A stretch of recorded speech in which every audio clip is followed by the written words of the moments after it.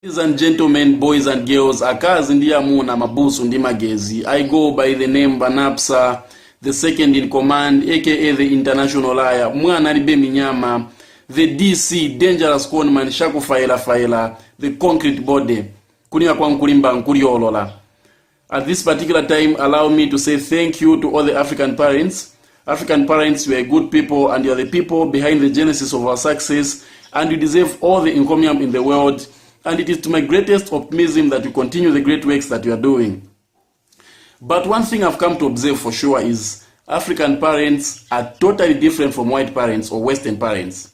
The way a white parent will address issues would differ from the way a black parent will address issues. For example, here is a kid playing on top of the TV, and a white parent just be like, "Oh, my kid, never play on top of that TV, okay? Yeah? You injure yourself." And the kid will just be like, "Okay, mommy, I'm sorry." Come to Africa. The way the mom will shout at that kid, as if it is that prostitute who's seen a crate of Casolite. "Iye iwe mwana wa mbwa iwe. Iwe kila pochi chawi so kandetere we mbwawe." One, she's even including the dad into the issue that he doesn't even know. Two, the kid she's calling daughter or son or whatever of a dog is actually a kid. So if I thought that kid is whatever of a dog, that justifies to say she's also a dog, because a dog, you give birth to a fellow dog. Then the other thing, whenever a white family is going out shopping, they carry their children along, and the children will help in the shopping, and whenever they get back home, the children will help in the unpacking and the packing of the stuff that they've bought. Come to Africa, the story is different. Before an African family goes out shopping, they have to study the geography of the area they are in. One, they have to study where their kids are. Are they actually seeing us? Two, are they going to smell us when we pass? Then the other thing, the dad has to know the regalia to put on. Most commonly, he puts on a coat. This coat, I don't know if it's a coat or a jacket, but I'm sure it's called a suit coat. It's called, I think it's a combination of a suit and a coat, so it's called a suit coat. This suit coat has inner pockets. In the inner pockets, that's where you put buns, because that's the most common food that any African can afford to buy. On top of that, you put on a very big head sock. In that head sock is where you place a packet of sugar. You place it right behind the head, cover it up with the big head sock, and you'll be looking more like a Rasta man with some dreadlocks wrapped behind his head. Then the other thing, he has to change his accent. He has to be an imposter of a Rasta man. You'll be like, "What a guan, man. Bombo kras." Then the other thing, when white parents are playing with their kids, they'll be playing with vehicles, kidding, doing whatever, and the dad won't even care whether the tire will burst or not. And you'll be there clapping for the son. You're a good drifter, you're a good drifter.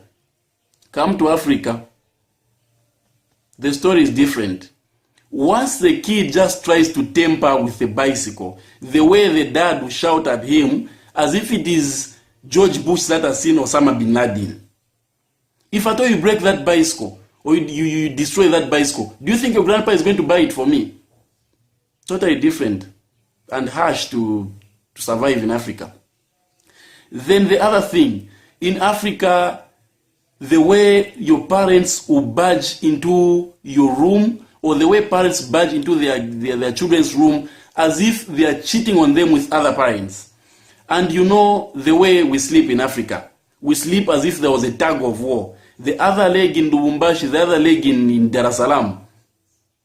Instead of the part being where it's supposed to be, you find it on top of the head. And you can imagine the dad barging into the daughter's room and finding her spreading her legs all over Africa, which is very disrespectful.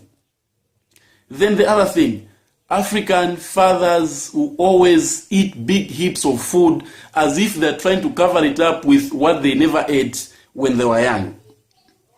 The other thing, African parents are never romantic. Whenever an African family is watching TV and a kissing scene comes on TV, what do? They turn off the TV or change the channel.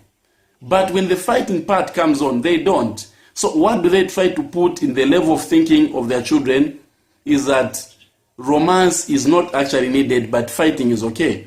That's why you find that African marriages never last, because they are full of fights and less of romance. The other thing, when in Europe, when the dad wants to go to bed, the first thing you would say to the wife is that, no, sweet dreams, sweetie, I love you, have a good night, may the good Lord bless you. Come to Africa, the story is different. One, the dad will start with questions. Have you put the metal bar on the door? Have you moved the bag of milk where it leaks? Yeah? And the mom, instead of answering or responding in a good way, should be like, oh, so now that prostitute has let go of you this early that you started badging me now? In Africa, things are hard. In Africa,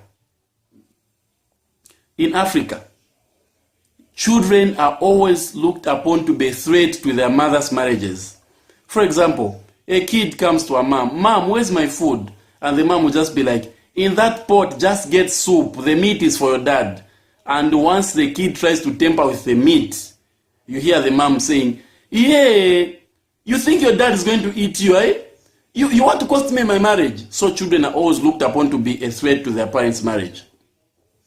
Then the other thing, in Africa, you only drink tea at owner's risk. Usually, it's around 23 when everyone is asleep. And I don't know if at all that they drink is called tea or what, I don't know, because they don't usually have tea leaves. So what they do is they just get sugar, put on a spoon, burn it, then it's called tea. Then the other thing, in Europe, the first thing a child can know about her or his parents is their real names. But come to Africa, the story is different. The hardest homework a teacher can give to an African kid is to go and know their parents' real names. For example, a kid will come to a mom and go like, "Mom, what is daddy's name?" And the way the mom will respond, "You want to know your father's name? Those are bad manners. Eh? Tell your teacher that is foolish, okay?" Anyway, ladies and gentlemen, just wanted to say thank you to African mothers, but I'm also African mothers and fathers, and I'm also urging them to be careful with the way they take care of their kids. Anyway, I hope na mumfwa na totela.